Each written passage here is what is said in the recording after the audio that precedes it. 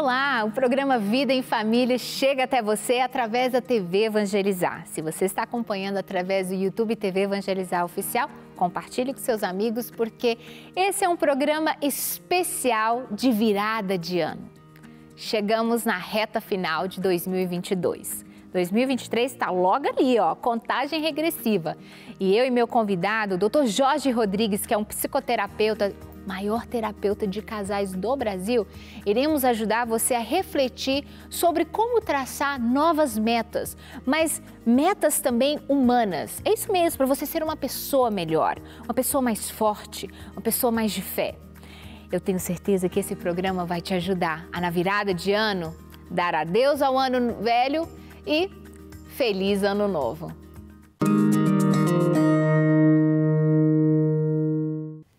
Como foi o seu ano de 2022? Tiveram desafios, superações, vitórias, perdas, luto? Não importa como ele foi. O importante é que você tem um ano novo todo à sua frente, para você estabelecer novas metas. Metas humanas. Como que você quer ser e quem você quer ser no ano de 2023? Quais são defeitos, vícios que você quer superar e dar a sua melhor versão para o seu marido, para a sua esposa, para os seus filhos? Quais são as metas espirituais, na fé, onde você precisa se aprofundar, seu relacionamento com Deus, seu relacionamento com Nossa Senhora? Metas também objetivas, metas financeiras.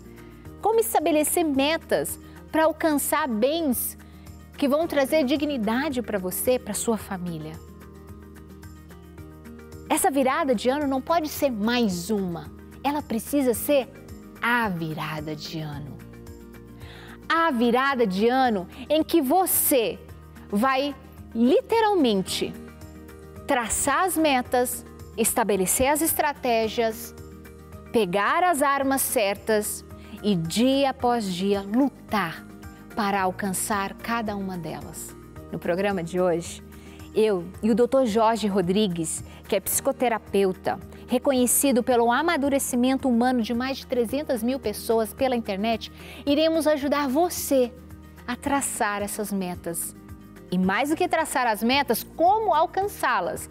Afinal, eu tenho certeza que você também tem aquelas metas de 2021 para 2022 que você nem se recorda. É ou não é verdade? Faça diferente dessa vez. Escreva. Já pega um papel, uma caneta e enquanto nós estivermos no programa, você vai escrevendo metas humanas, metas espirituais, metas materiais, todas as possíveis metas. Eu tenho certeza que ao final dessas metas, ao guardar esse envelope, você vai começar o ano de 2023 mais decidido, mais forte e com fé. Inclusive, eu tenho um convite para você. Já pensou você colocar como meta peregrinar na Terra Santa e na Itália comigo, a minha família e o Padre Lucas Folego? Isso é possível. Em setembro de 2023, nós iremos junto com você até a Terra Santa e a Itália. Vamos conhecer Galileia, começando nossa peregrinação pelo Monte Tabor, a Basílica da Anunciação, onde o anjo anunciou a Nossa Senhora. Vamos a Caná da Galileia, onde foi feito o primeiro milagre de Jesus. Conheceremos a região do Mar da Galileia, Cafarnaum, e renovaremos as promessas do batismo no Rio Jordão. Em Nazaré, vamos rumo a Jericó e tomaremos banho no Mar Morto. Já em Belém, visitaremos a Basílica da Natividade, local onde Jesus nasceu. Conheceremos o Monte das Oliveiras, o Muro das Lamentações e depois daremos início à Via Sacra até a Basílica do Santo Sepulcro, onde foi colocado a cruz de Jesus. A seguir, nosso destino é Roma. Podemos participar da audiência papal. Também visitaremos o Museu do Vaticano, a Capela Sistina. Conheceremos as Basílicas de Roma, São João do Latrão com a Escada Santa e Santa Maria Maior. Serão 13 dias de imersão na Bíblia, na cultura palestina, na cultura europeia e na nossa fé católica. Peregrinar nos faz entender melhor as Sagradas Escrituras. Peregrinar também é evangelizar. E evangelizar é preciso. Peregrina Brasil, realizar o seu sonho é a nossa missão. Nós vamos para um breve intervalo e nós voltamos já já, eu e meu convidado, Dr. Jorge Rodrigues, para ajudar você a traçar essas novas metas. Ano novo, vida nova, aqui no Vida em Família.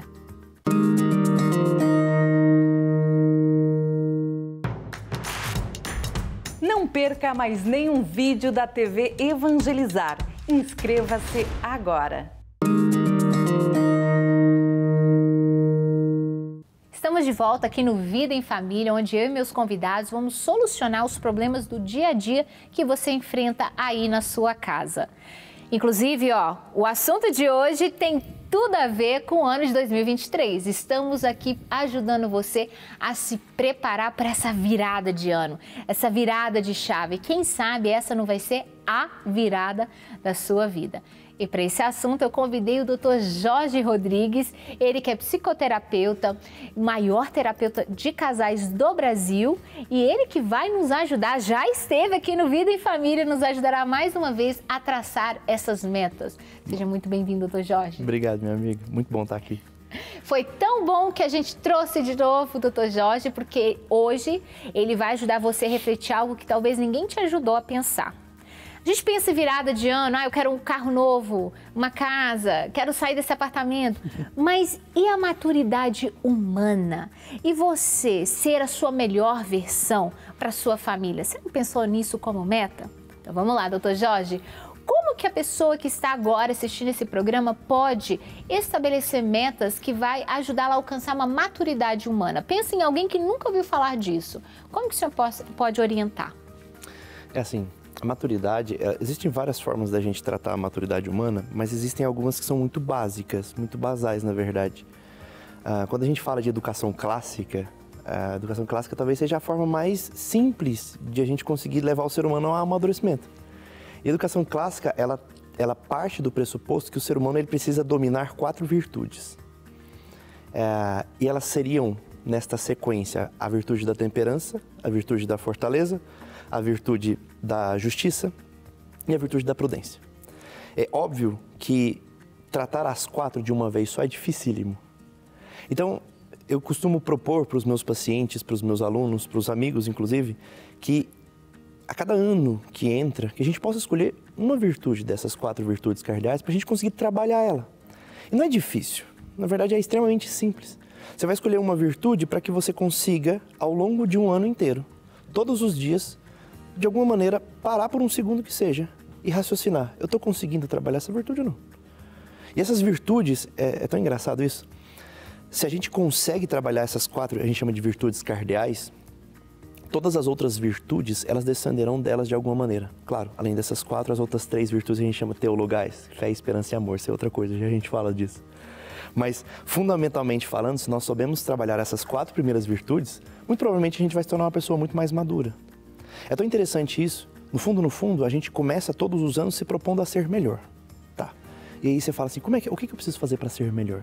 E fica atirando para todos os lados. A gente não tem uma meta traçada, igual você falou, a gente não tem um caminho para seguir. Bom, então escolhe uma virtude, não escolhe várias, não escolhe um monte de coisa, escolhe uma coisa. Vou dar um exemplo, vai. Sim, até para ajudar, Exato. Talvez quem está ali em casa fala assim, nossa, dessas 4, qual que eu poderia escolher? Vou te contar uma coisa assustadora.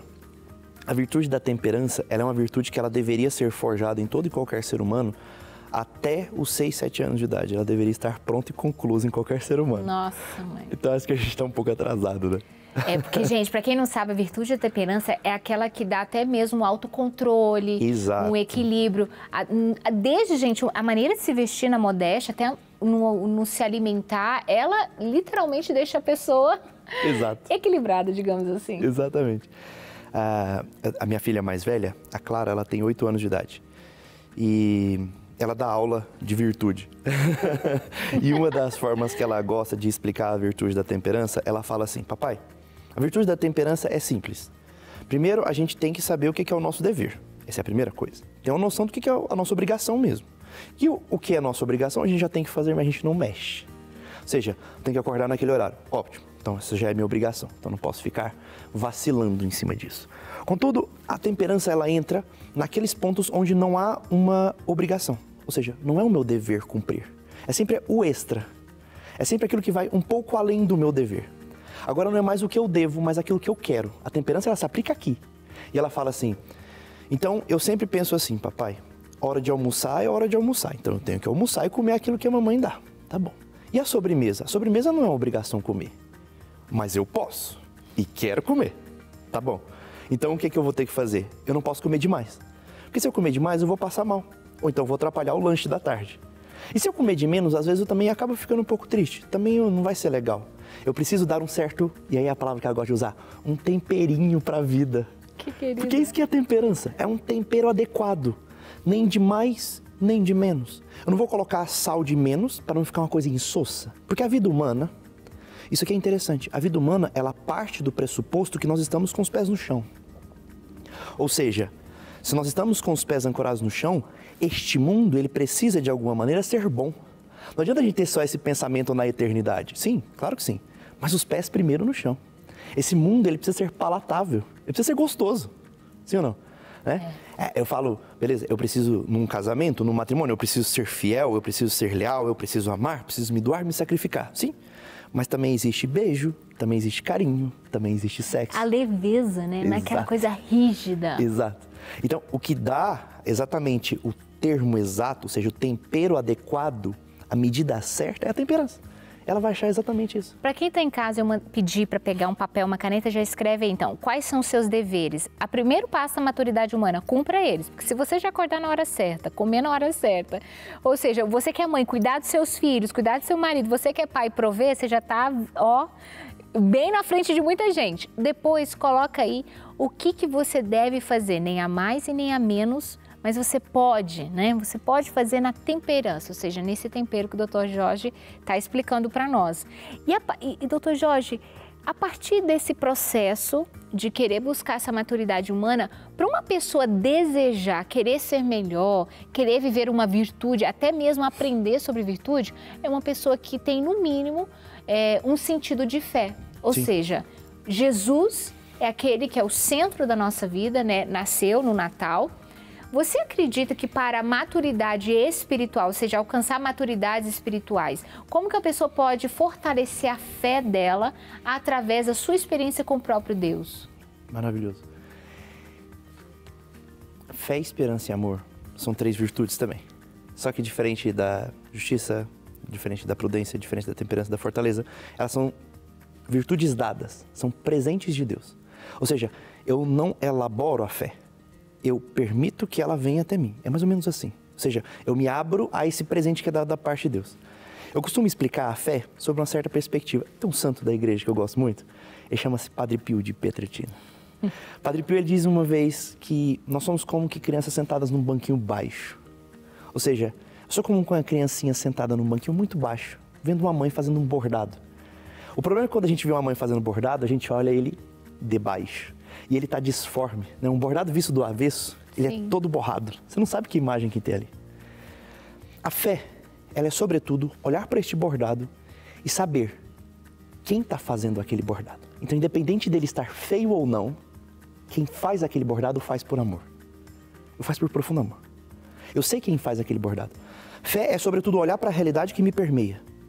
As coisas boas e as coisas ruins. Olhar para tudo aquilo que está acontecendo na minha vida e falar, caramba, alguém está permitindo esta realidade.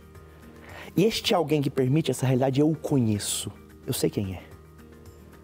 Eu já falo sobre esse processo do conhecê-lo, mas eu o conheço, eu sei quem é. Isso é fé. Isso é fé. Ou seja, é Deus que está permitindo tudo isso. A vida que está aqui, essa cadeira que a gente senta, essa conversa que a gente está tendo, essa oportunidade de a gente estar aqui, essa oportunidade que você está tendo de assistir a gente. Tudo isso foi Deus quem permitiu. Às vezes esse bordado vai ser belíssimo, como é esse programa aqui. Às vezes vai ser uma coisa feia. Às vezes vai ser uma dificuldade, uma doença, uma traição, um escorregão de alguém, um erro de alguém, não sei. Mas, sobretudo, se eu estou atento em entender que eu sou essa criancinha sentada nesse banquinho baixo e eu estou olhando esse bordado, eu não confio no bordado, eu confio em quem o está fazendo. Se eu confio em quem está fazendo, eu sou capaz de esperar que ele seja concluído. E se chama esperança. A esperança, ela descende da fé, ela brota da fé. E se eu espero a esse bordado ser concluído e eu sei que ele será bom ao final, eu espero de uma forma alegre. Essa espera alegre para que o bordado seja concluído chama-se amor. Essa é a virtude da caridade. Essa é a terceira virtude dada por Deus.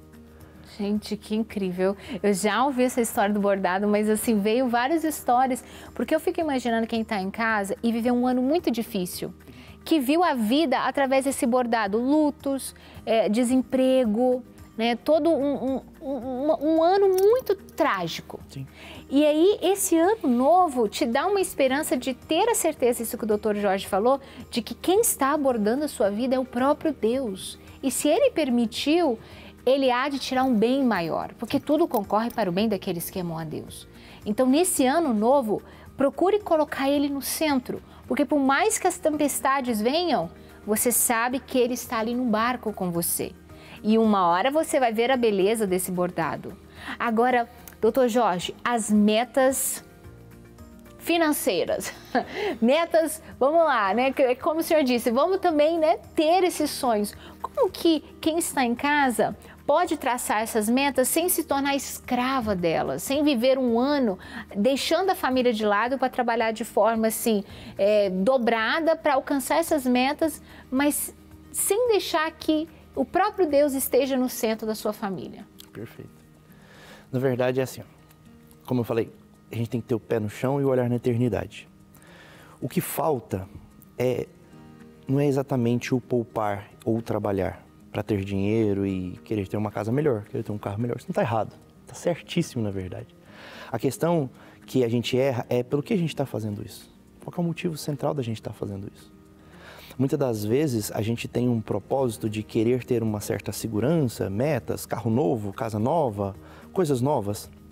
Por quem? Por mim mesmo? Pela minha família? Pelo conforto dos meus? Pela minha esposa? Um amigo meu me perguntava, a semana passada, ele dizia, eu tenho 2 problemas. Eu falei, quais são? Ele falou, dívidas e a virtude da pureza. Não consigo, ainda caio na pornografia. Casado, pai de 2 filhos, vai ter o 3º filho. Ele falou, tenho uma dificuldade tremenda com isso. Ele falou, eu queria tanto que minha vida financeira desse certo. E ele é muito bom com isso, trabalha muito, um homem muito honesto. Eu queria tanto que minha vida financeira desse certo. Eu falei, meu caro, graças a Deus que a sua vida financeira não dá certo. Porque com esses problemas que você tem com essa pureza, se a sua vida financeira dá certo, você compra um carro novo e vai sair de casa. E aí você se perde. Então assim, nossa, que bom que nesse momento, que bom que você tem essa dificuldade. E de novo, é esse ver o bordado, por que ele é, sabe? A gente, honestamente falando, qual que é o nosso papel? Nosso papel é receber a circunstância que nós estamos inseridos. Então eu preciso olhar para a minha realidade de hoje. Ah, mas seria bom, tá, tudo bem, eu entendo que seria bom. Ah, se eu não tivesse gasto, se eu não tivesse feito, se eu não tivesse batido o carro. Se eu não, sabe assim? Tudo bem, eu entendo esse se.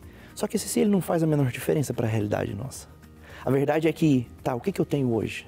Eu tenho a oportunidade de trabalhar, então eu vou trabalhar. Eu tenho a oportunidade de fazer, então eu vou fazer. É você encarar a vida, a sua realidade e vivê-la. Eu vejo que o problema, doutor Jorge, as pessoas querem viver a vida do outro. Ah, mas se eu tivesse um marido que pagasse para minha empregada, uma casa própria, eu seria feliz. Aí fica vivendo num imaginário ou num mundo de fantasia que não existe. Exato. Ah, se... Por isso que eu falei do si, porque as minhas alunas me dão muito trabalho com si. Eu falo, elimina esse si da sua vida, viva, a sua realidade é essa, encare ela. Você quer ver uma coisa? Você já teve um carro dos sonhos? Ou seu marido já teve um carro dos sonhos? Olha, eu vou te dizer, hoje o meu atual, que não é 0, já é dos meus sonhos. Mas assim, alguma vez já pensou assim... Mas o meu marido não. Um carro luxuoso? Isso que eu ia te falar. Muito provavelmente. Ele passa os Porsche da vida. Um Porsche, por exemplo. Se eu falasse assim pra ele, eu vi uma reportagem esses dias. Se eu falasse assim pra ele, eu te dou um Porsche hoje de presente. Você quer? Quero. Tá bom, então eu te dou o Porsche. Você consegue pagar o IPVA dele? Você consegue pagar o seguro dele? Não. Se ele estragar alguma peça, você consegue repor essa peça? Não. Então, assim, na verdade, no fundo, nós não temos as coisas porque nós não alcançamos o processo, é só isso. Agora, quando a gente se instala na nossa realidade possível, aí tudo acontece. E aí o que você tem, de certa forma, te satisfaz. Exatamente, Porque se torna gostoso. É por isso que eu falei do meu carro, não é zero, mas porque, poxa vida, para aquilo que eu preciso tá ótimo. E você consegue gerar louvor daí, né? Você consegue ter um coração mais grato. Doutor Jorge, o Brasil, não vou falar o Brasil, né? O brasileiro é muito supersticioso. Então vai lá, pula as ondinhas, come a lentilha, usa a lingerie vermelha para o amor, amarelo para o dinheiro. E a gente sabe que pela nossa fé, nada disso verdadeiramente funciona. Né? Então, como que a pessoa pode, de fato, experimentar um ano novo com base naquilo que é a realidade e a fé? Como que o senhor orienta para a gente ajudar essas pessoas a, de fato, agora pegar esse papel que elas escreveram, essas metas, e vamos lá, vamos viver isso ano que vem? Tem uma coisa que é muito interessante. Sempre vai passar pela ideia e a compreensão que a gente tem de Deus. Sempre vai passar por isso. No fim das contas, o limite do limite vai ser sempre sobre o nosso entendimento de quem é, não a religião católica, não o cristianismo. Cristo, a pessoa concreta de Cristo. É assim, ó. Se imagina num lago, se imagina num lago escuro. Quem está aí escutando, faz essa experiência. Não sei se vocês sabem nadar ou não, mas se imagina num grande lago, num grandiosíssimo lago, em que você não consegue sequer tocar as mãos, não consegue ver as margens, você não sabe. Você não sabe a profundidade do lago e não sabe o tipo de criatura que se esconde ali. E tá à noite, ou seja, você não sabe sequer para onde nadar. Concorda comigo que ainda que você saiba nadar, a situação vai ser absolutamente desesperadora? Sim, já estava dando medo, eu já abri o olho. Desesperadora no sentido porque é isso, é desespero, eu não sei o que esperar. Eu não sei o que esperar daquilo. Olha que negócio interessante. A partir do momento que, se eu falo para você, agora tem um par de mãos que te seguram nesse lago. Um par de mãos. E tem um detalhe sobre esse par de mãos. Você sabe de quem elas são. Você as conhece muito bem. Você as conhece muito bem. Você concorda comigo que a profundidade do lago não mudou? A noite não mudou? As margens não chegaram mais próximas? Você não aprendeu a nadar melhor? Nada mudou. O lago continua desconhecido para você. Só que há uma profunda segurança agora, concorda? Há uma profunda esperança agora, há uma certa estabilidade, há uma certa tranquilidade, porque você sabe que aquelas mãos que te seguram, você sabe de quem elas são. O pensamento de Deus é esse. A questão é que, essa é a fé. A questão é que a fé, ela só brota a partir do momento que eu o conheço. Tem gente que fala assim pra mim, Jorge, eu não rezo porque eu não tenho fé. É o contrário. Você não tem fé porque você não reza. Uma pergunta instigante, vai. Por que é que Deus nos leva a pedir? Nos leva a pedir. Se Ele não vai mudar a ideia dele, independente do nosso pedido. Por que Ele nos leva a pedir? Concorda comigo que na eternidade aquilo já está feito? Sim. Se Ele não vai mudar a cabeça dele só porque eu pedi, não. Por que Ele nos leva a pedir? É porque Ele quer conversar. Quer te conhecer. Quanto mais eu converso com alguém, mais eu conheço. Sim. E quanto mais eu reconheço a voz. Você entende? Quando eu reconheço a voz, eu sei como fazer. É a mesma coisa do bordado. Eu sei quem é a pessoa que está bordando, porque eu reconheço a voz. Eu tive um problema financeiro. Eu sei quem permitiu esse problema financeiro. Eu sei de quem é a voz que falou assim, você vai passar por isso. Tá tudo bem. Sabe assim? Sim. No limite do limite, como é que eu faço para viver um bom ano novo? Eu preciso ouvir essa voz. Eu preciso ter um encontro pessoal. O cristianismo, esquece isso. De um cristianismo, eu preciso uma coisa profunda que vai mudar meu coração e eu vou sentir aquele calor no peito, aquela coisa. Não. O cristianismo eu vou rezar um Pai Nosso. E eu vou, de fato, sentir com que Ele fala comigo. Eu vou começar a ouvir aquela voz. Só que eu preciso falar primeiro. Eu preciso falar. Quanto mais eu falo, ou seja, quanto mais eu rezo. Simples, sem histeria, sabe? Sem histeria. Simplíssimo. Quanto mais eu falo, mais eu o ouço. Devagarzinho eu vou começando a entender a voz dele. Devagarzinho aquela brisa que soprava, eu falo, agora eu reconheço essa voz, eu sei de quem é. Devagarzinho eu vejo uma situação acontecendo na minha frente. Devagarzinho eu abro um livro, leio um trecho, eu assisto um trecho de um filme, eu vejo alguém falando alguma coisa e falo, eu o reconheço ali. Quando a gente passa a reconhecê-lo, fica tão fácil de fazer as coisas. Porque, independente da profundidade do lago, das criaturas que estão ali, daquela margem distante de você saber ou não saber nadar, a sua esperança vai ser sempre a mesma. Eu sei o que está me segurando. Eu sei quem está me segurando. Eu sei qual que é o propósito final disso aqui. Incrível. Muito obrigada, doutor Jorge. Eu tenho certeza que quem está em casa agora sentiu assim, é isso que eu precisava ouvir para fazer a minha virada de ano, ser de fato a virada de ano. Quero agradecer imensamente a sua presença. Obrigado. Um feliz ano novo para o senhor, para sua família, para a Thaís, para os filhos. Que seja um ano de graça, de conquista. O senhor merece, vocês merecem. Que o apostolado de vocês se alargue de forma assim imensa, porque eu sei que onde o senhor chega, Deus também chega através do seu apostolado. Um feliz ano novo para você que esteve conosco. Que seja um ano repleto de muitas bênçãos espirituais, bênçãos humanas e bênçãos também materiais. Que Deus abençoe e eu espero por você no ano de 2023 aqui na TV Evangelizar, no programa Vida em Família.